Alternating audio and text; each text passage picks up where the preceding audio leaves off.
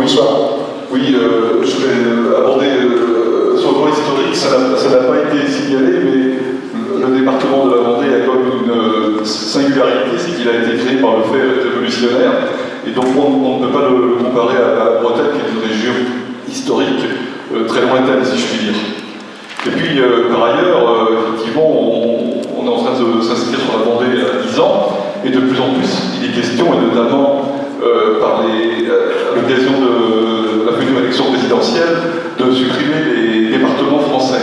Et malgré tout, la Vendée, même si aujourd'hui nous sommes là pour la Grande Vendée, s'inscrit également comme un département. Et quelles seront les solutions apportées pour effectivement pérenniser cette Vendée auquel nous sommes tous attachés, si demain on veut supprimer les départements? Oui, c'est une question auquel je m'attendais. C'est une question que je me suis posée, effectivement, parce que c'est la particularité de la Vendée. On va dire que déjà, le département de la Vendée est presque déjà un département tout à fait atypique dans sa façon d'avoir été chercher le faire des zones d'activité, la question de développer des relations avec le CAE sur les questions des villes fleuries. Enfin, il y a tout un ensemble d'éléments sur la qualité qui ont été développés par ce département, qui étaient déjà tout à fait, qui ont été beaucoup plus loin que la question des compétences habituelles. Alors, comment cette région, ce département va-t-il persister à travers, si demain on dit que les départements n'existent plus? Je pense que ça sera les forces vives de la Vendée qui vont se réunir pour faire leur propre département. Je pense que la question va être comme ça, et c'est pas la seule région. Il y en a d'autres qui ont toutes leurs institutions et qui sont déjà en train de penser à la création d'une autre organisation. Donc en fait, ce qu'on voit, c'est que c'est la vie, hein, c'est-à-dire que justement, il y a plein de choses aujourd'hui qui ne sont pas lisibles et qui vont sortir autrement pour organiser les territoires qui seront des ralliements entre des chefs d'entreprise qui veulent travailler sur la notion du territoire, entre des associations, entre des médecins. Les médecins travaillent de plus en plus sur les questions de territoire, entre des gens de tout ordre qui ont envie des artistes, etc. Et alors certains parlent de coalition, je ne sais pas s'il faut employer ce mot-là, je pense plutôt des forces vives, parce que en fait, l'origine de la valeur, le mot en grec, c'est la force de vie.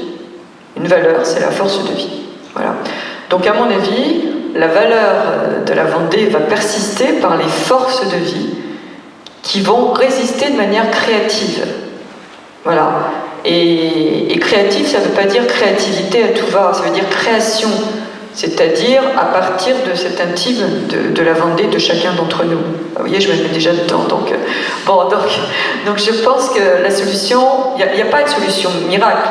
Il va émerger quelque chose qui est déjà là, à mon avis, puisque vous en parlez, c'est pas un hasard, et qui va faire émerger quelque chose qui va être de ce rassemblement entre des personnes différentes qui sont ces forces de vie. Moi, en tout cas, c'est comme ça que je le vois. Et c'est comme ça que ça se construit partout ailleurs. Donc c'est pas particulier à la Bretagne, c'est que toutes les régions aujourd'hui ont besoin d'avoir ce qu'on appelle des attractivités. Et donc, comme le dit la Vendée, c'est aussi une attractivité de l'intérieur, du tourisme de l'intérieur. Voilà, en fait, comment je peux être accueillant, convivial? C'est ça la question. Donc c'est comment je peux compter sur ce qui fait la Vendée, c'est-à-dire moi, pour faire que de ce mois, je passe au nous, je nous. Merci. Une autre question, tout en haut. Oui, bonsoir Bernard Danson. Je voulais faire la distinction entre le capitalisme familial et le capitalisme financier. Et je voudrais l'illustrer par un exemple. Le capitalisme familial, pour moi, c'est la famille qui porte pour le compte de l'entreprise et de ses salariés le capital pour que l'entreprise puisse se développer. Le capitalisme financier, c'est le capitalisme qui met de l'argent dans une entreprise pour en tirer des dividendes. Et c'est deux choses qui sont complètement différentes. Et d'ailleurs, quand on analyse les bilans de ces entreprises, c'est pas du tout la même politique de distribution. Et l'exemple que je voudrais citer, il est bien connu en Vendée, c'est l'exemple de Dominique Soulard. Souvenons-nous, Dominique Soulard, à la tête de Gauthier, a été viré, passez-moi l'expression, par ses actionnaires qui étaient extérieurs, et que les salariés se sont rebellés, se sont mis en grève pour que Dominique reprenne la direction. Moyennant quoi, justement par souci de fidélité, et je suis bien placé pour le savoir, Dominique Soulard est obligé d'emprunter des sommes énormes pour un individu comme il était, pour pouvoir acheter l'entreprise. Bon, je crois que c'est ça le capitalisme familial. Juste une petite réflexion à Bernard de Ronsan, qui est banquier, qui a été banquier, qui est peut-être toujours banquier d'ailleurs, qui était au Crédit Mutuel en Vendée, mais c'est une très bonne interprétation. Moi j'ai assisté comme jeune journaliste à la liste des listes. C'était la première fois que j'assistais à ça, quand Patrice Gauthier a déposé le bilan de l'entreprise, qui était une entreprise familiale à l'époque, qui n'était pas encore financiarisée. Et j'ai vu un capitaine d'industrie monter sur un tonneau, un barricot, et prononcer chaque nom de salarié. Toute la commune du Boupère était sinistrée. 1000 personnes partaient. Et cette entreprise aurait pu mourir. Peut-être erreur de stratégie à l'époque, des hangars pleins de chambres d'enfants, alors qu'il y avait Ikea, Habitat qui perçait. Manque peut-être de vista pour savoir comment faire évoluer une entreprise comme ça. Et puis, cette entreprise a été reprise, et il faut le dire, Bernard, par un groupe financier. Et c'est contre ce groupe financier que le beau-frère est revenu, et qu'il a pu bâtir son succès. Et c'est un modèle en plus anti-lutte des classes, si on lit toute la presse française à l'époque, puisqu'on n'avait jamais vu des salariés et des syndicalistes défiler dans les rues d'une commune autour d'une usine, défendre le chef d'entreprise qu'il voulait conserver. Donc ça inverse tous les modèles, et c'est ça que je voulais dire, et la Vendée parfois inverse beaucoup de modèles. Mais je crois qu'André a beaucoup de choses à dire là-dessus aussi. Oh non, pas beaucoup de choses, mais Bernard a parfaitement raison de souligner ce point-là, parce que c'est évidemment fondamental de montrer la différence dans le management de ces deux types d'actionnaires. Il y en a un, c'est le profit tout de suite maximum, l'autre qui protège l'avenir. Mais ce qui est anormal, c'est qu'aujourd'hui la fiscalité est la même pour ces deux actionnaires. Il suffirait d'instituer des exonérations pour ceux qui investissent sur le long terme. Retailleau, dans son bouquin sur les ETI, en parlait déjà. Au moins 10 ans. Eh bien, auquel cas, ça changerait la donne, puisque les fonds de pension des veuves de l'Arkansas, elles ont besoin d'un TRI très vite, au bout de 4-5 ans. Hein. Donc, ce n'est pas des gens qui vont rester sur le long terme. Alors que les familles, c'est tout le contraire. Donc, le management est complètement différent. Malheureusement, le législateur ne fait pas la différence au niveau de la fiscalité, ce qui est dramatique. D'autres questions ? Madame. Oui, une petite remarque optimiste, je pense, par rapport au découpage administratif. Et pour revenir sur votre toute première remarque préliminaire, M. Hervé Le Boutin, tout à l'heure, je suis conseillère régionale de Nouvelle-Aquitaine. Et je dois dire que je suis aussi habitante avant tout de Mauléon, du Bocage. Je me sens vraiment très bien dans cette grande Vendée dont l'existence culturelle, économique est indéniable et jamais les découpages administratifs ne pourront nier cette identité et cet avenir qui justement de toute façon il est là, il est présent et il est à venir et ce ne sont pas les découpages administratifs qui vont lui mettre des bâtons dans les roues.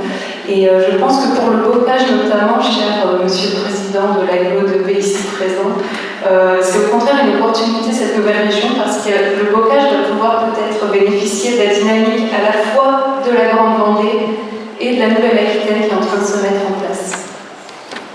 Chère Madame, merci de cette précision importante et il n'y avait aucune critique de ma part, vous l'avez bien compris, sauf qu'il y a des réalités du cœur et des réalités administratives. Mais il vaut mieux se placer du côté des réalités du cœur, à mon avis, quand même. D'autres questions? Donc, non, allez-y. Je vais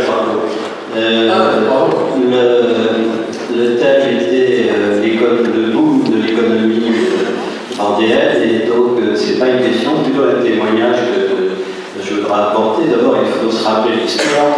Avant la guerre de 40, la Vendée était absolument pas industrialisée, c'était purement agricole, enclavé. On se rappelle que c'est les Sables d'Olonne qui a eu le premier chemin de fer, ce qui montre bien où était l'intérêt, puisque c'était pour le tourisme, mais il n'y avait pas de matière première, donc il n'y avait rien. Donc qu'est-ce qui s'est passé? C'est effectivement, après la guerre, où il y a eu deux phénomènes. Le premier phénomène, l'arrivée des entreprises qui fabriquaient les produits de consommation, donc à base de main-d'œuvre, et puis de l'autre côté, une main-d'œuvre qui était purement agricole, mais où l'industrialisation ne faisait plus vivre cette main-d'œuvre, et donc c'est ce mariage qui a réussi à déclencher le premier boom. Alors, on parle des qualités des Vendéens. J'avais 55 agences en France, donc j'avais une vue assez bonne de ce qui peut se passer en France, 11 filiales à l'étranger. Je dirais que les Vendéens n'ont pas le privilège du courage, même s'ils sont très courageux au travail, le sérieux. On retrouve ces qualités-là aussi ailleurs, plus ou moins, bien sûr. Mais par contre, ce qui caractérise vraiment les Vendéens tels que j'ai pu le vivre, si vous voulez, c'est cet esprit d'entraide, si vous voulez, de solidarité. Ça, c'est certainement les deux premières qualités. Deuxièmement, cette unité. Et troisièmement, si vous voulez, le respect du chef. Ce respect du chef, il y a une contrepartie, c'est-à-dire que le chef doit les respecter et le chef doit être bon. Ça, c'est les conditions qu'il faut avoir. Or, si vous voulez, je pense que ces qualités-là, moi je pense qu'elles viennent monsieur l'historien, vous avez sans doute un point de vue là-dessus, mais cette région du bocage était composée de toutes petites fermes. À peu près, moi dans mon pays, vous voyez, c'est 10 hectares et à peu près on avait ça partout. Or, avec 10 hectares, on ne peut pas vivre si on ne s'entraide pas. Voilà. Donc c'est vraiment dans l'ADN des Vendéens de s'entraider depuis des années. J'ai vu quand j'étais jeune des exemples, pas les citer là, ça fait trop longtemps, mais où les gens s'entraidaient entre eux. Et si j'en remonte dans mon arbre généalogique, je constate également dans toute l'histoire cette formule d'entraide. Donc, moi je pense que pour l'avenir, si vous voulez, il faut aujourd'hui, il y a des nouveaux challenges, et ces qualités-là, il faut les garder absolument. Il faut les garder, mais il faut les mettre à la disposition de nouveaux challenges qui seront l'innovation internationale. Je crois que quelqu'un a parlé pour l'international, peut-être madame, en Vendée par exemple, eh bien, on crée ce qu'on appelle des clusters, des regroupements d'entreprises pour aller obtenir des marchés à l'international. On est dans cet esprit, on est tout à fait dans cet esprit. Et on est aussi dans le même esprit, ce que disait André, dans un autre domaine pour les associations. On trouve toujours cet esprit d'entraide, de solidarité, et je crois que ça, c'est la force vive de la Vendée.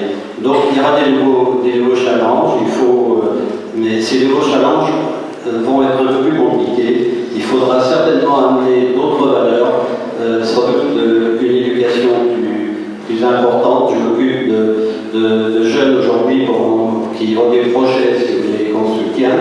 Je regrette que, j'ai pas eu encore un Vendéen.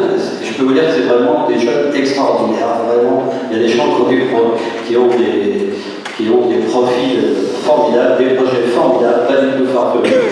C'est dans Armor, du moins, c'est avec les Bretons que se fait ce projet. Il n'y a pas de Vendéen. Par contre, on voit que la génération au-dessus, je me suis occupé de rapprochement d'entreprises, eh bien là, 90% des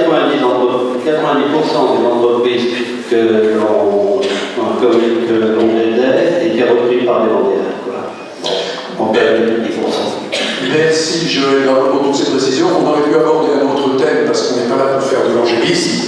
Comment des entreprises familiales ne peuvent pas continuer à demeurer familiales pour des raisons de stratégie internationale et sont obligées aussi de s'affronter à des grands groupes internationaux. Les transports Gravelans en sont un très bel exemple. L'esprit reste, Mais il y a eu un changement qui a été opéré parce qu'il n'y avait pas de solution. Mais ça, c'est aussi des cas spécifiques que l'on peut analyser. Je voulais simplement dire que les leaders, c'est très rare et c'est très fragile. Regardez ce qui s'est passé dans les pays de l'Est avec le communisme. Regardez dans quel état sont la Pologne, la Hongrie, etc., parce qu'il manque de leaders. Il y a une chose dont on ne s'aperçoit pas. La Vendée a perdu tous ses leaders en 1793 et 1794. Elle a perdu ses leaders et elle a perdu aussi son patrimoine. Il a fallu un temps fou pour ne serait-ce manger, au moins 20 ans, 30 ans, pour reproduire, puis ensuite pour reconstruire. Et enfin, elle a pu donner du temps pour que ces leaders puissent s'épanouir à partir des années 1940-45. Et d'ailleurs, la plupart d'entre eux sont nés de deux expériences, il faut le souligner, l'école privée et la résistance. C'est la résistance qui a fait épanouir, les leaders. Et la Vendée est un pays de résistance et non pas de collaboration comme je l'entends. Ici, il y a eu un nombre impressionnant de juifs qui ont été préservés, ils sont venus en Vendée. Il faut du temps. Et je reviens sur la fiscalité. La fiscalité, elle est mortifère parce qu'elle tue le leader. Elle tue le leader, et vous avez bien précisé ça, monsieur, tout à l'heure, directement et indirectement. Elle tue le leader par la fiscalité directe, mais aussi elle tue l'entreprise, le patrimoine. On retrouve toujours les mots génériques, patrimoine, etc. Parce que l'ISF est une catastrophe, parce qu'elle tue justement cette notion d'entreprise, d'investissement, et donc directement, elle tue le leader. Merci, Rédal. Jean-Luc Delaude. Avant de poser la question, je voudrais d'abord témoigner depuis 30 ans en Vendée. Il me dit d'aller rapide, mais je suis obligé de témoigner quand même. Parce que vous posez la question sur votre identité vendéenne, Joël Gravelot vient de le dire, c'est la solidarité. Et c'est un mot qui est difficile à comprendre en dehors de votre territoire. Et quand on veut l'expliquer, on est un peu sec. Je dirais même que les 3500 bénévoles du Puy du Fou cachent le reste.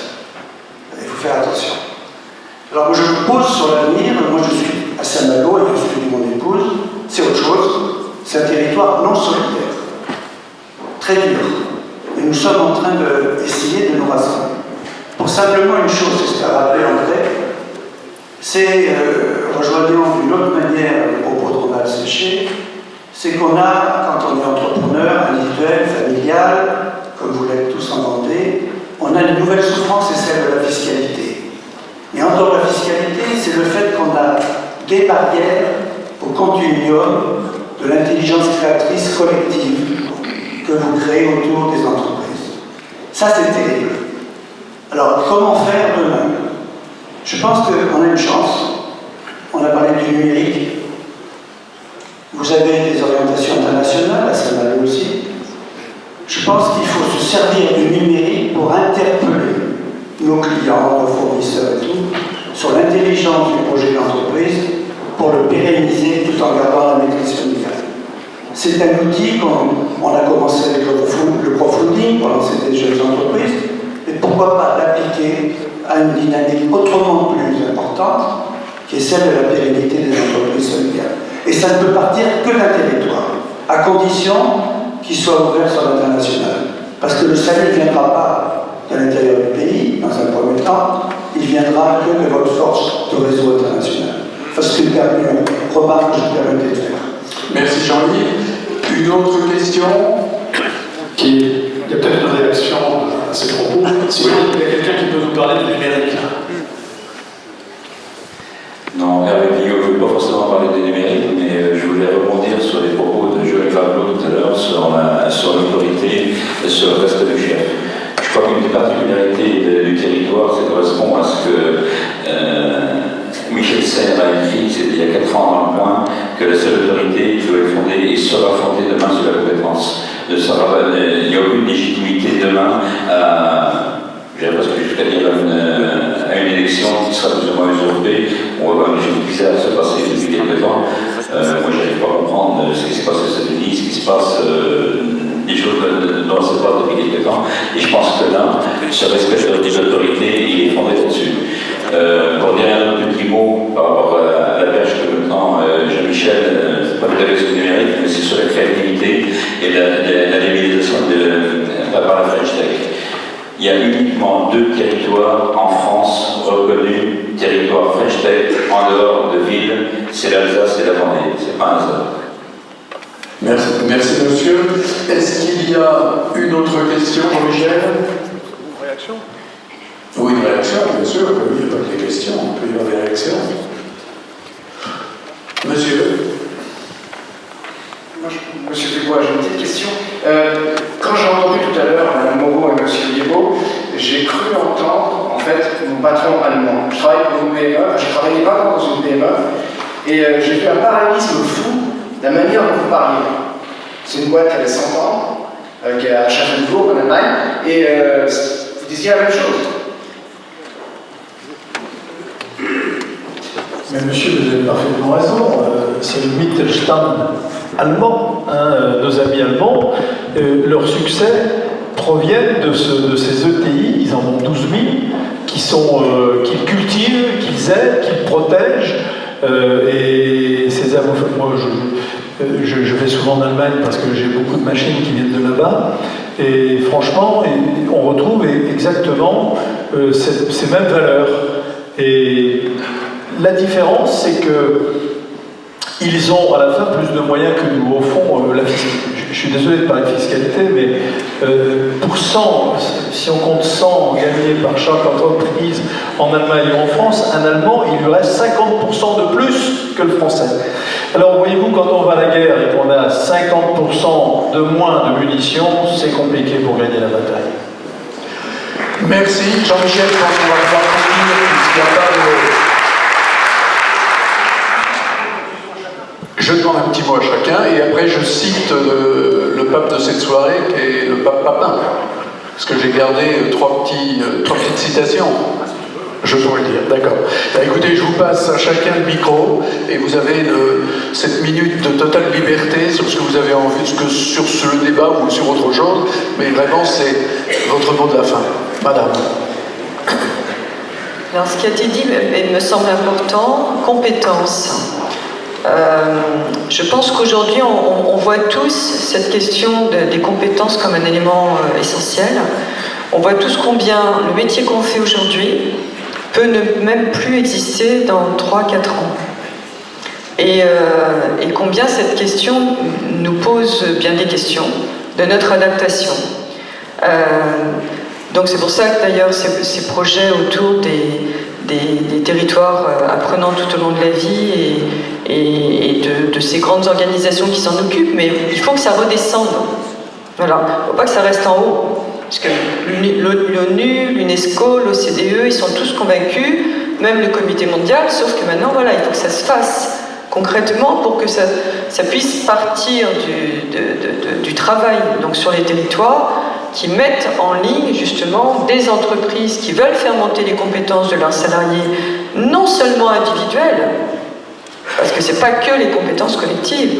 La compétence collective, elle ne peut partir que d'une compétence individuelle. Je ne peux pas être en ligne avec quelqu'un d'autre pour faire de l'intelligence si je ne suis pas en ligne avec moi. Ça, c'est la révolution du futur, ce que j'appelle la révolution quantique, mais qui a bien d'autres cas. Donc la question des compétences sur le territoire et de cette capacité à... Alors c'est plus que les compétences, c'est les compétences et capacités. Parce que je peux être très compétente, par exemple, je peux être très intelligente, très compétente, et je peux être incapable de vous parler aujourd'hui et d'être en ligne avec vous. Donc, c'est le lien entre mes compétences et ma capacité émotionnelle, cognitive, voilà, qui va être le déterminant demain, mais tout au long de la vie. C'est-à-dire, je ne m'arrête pas, je ne fais pas une formation de 2 ans et c'est terminé. C'est tout le temps. Voilà, tout le temps. Et ça me semble essentiel, y compris pour la question entre les jeunes et les seniors, qu'on oppose, alors qu'il faudrait rassembler. Merci madame. Rénal. Je voudrais simplement vous rendre hommage et rendre hommage au thème de ce débat. Croyez-moi, je participe à beaucoup de débats de cette nature et je n'arrive jamais à ce genre de conclusion et à cette unanimité. Là, je dois reconnaître qu'à Rennes, on serait ébahi, ça serait exactement l'inverse qui serait dit, plus de fiscalité, moins d'hommes, etc. Donc, merci pour ce que vous êtes et surtout, continuez parce que vous êtes des lucioles.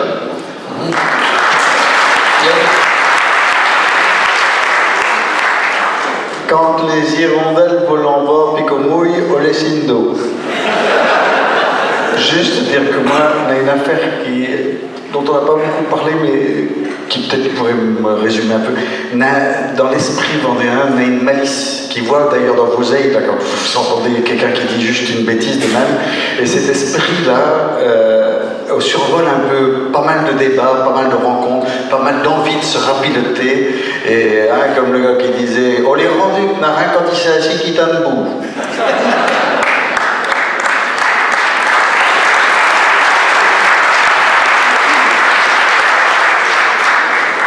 Difficile de passer après Yannick.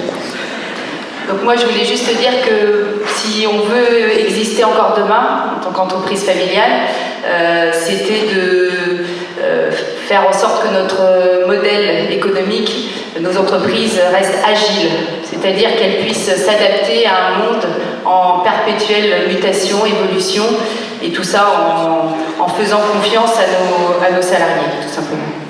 Merci madame. Moi, je suis optimiste pour l'avenir, parce que, et un optimisme d'humeur, mais un optimisme de volonté. La Vendée a déjà surmonté nombre d'épreuves. Alors, on ne va pas remonter au Picton qui vendait du sel dans le monde entier, c'était déjà la mondialisation avant l'heure. On va dire, à partir des tissages, la machine à tisser, il a fallu surmonter cette épreuve. La confection s'est effondrée pour des raisons que vous savez. La chaussure, qui a été une industrie extrêmement puissante dans notre région, concurrencée par les pays à bas coût. Alors, dans chacune de ces activités, il y a des entreprises qui sont restées des entreprises éminentes, mais en volume d'activité, évidemment, ça n'était plus la même chose. Aujourd'hui, le meuble qui souffre énormément, je pense que demain, les jeunes, ceux qui vont nous suivre, eh bien, s'ils gardent les valeurs, cette solidarité, l'altruisme, la volonté, ils trouveront les chemins pour trouver des nouveaux plans de développement. Moi, en tout cas, c'est ma conviction profonde. Et je pense que le meilleur est à venir. Merci.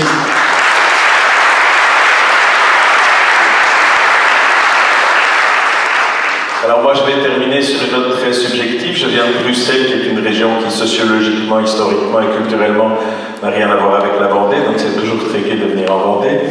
Depuis maintenant un certain nombre d'années, quand je viens en France, j'ai l'impression de visiter un pays en deuil.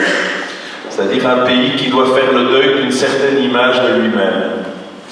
Et quand je viens en Vendée, je ressens beaucoup moins, pour ne pas dire je ne ressens pas ce deuil. Donc vous avez la chance d'être déjà dans le monde de demain, parce que quelque part, il y a le deuil d'une certaine France que apparemment vous avez fait plus vite ou vous faites autrement. Alors j'ai envie de dire, puisque vous êtes en tête de la course, lâchez-vous et allez-y. Merci.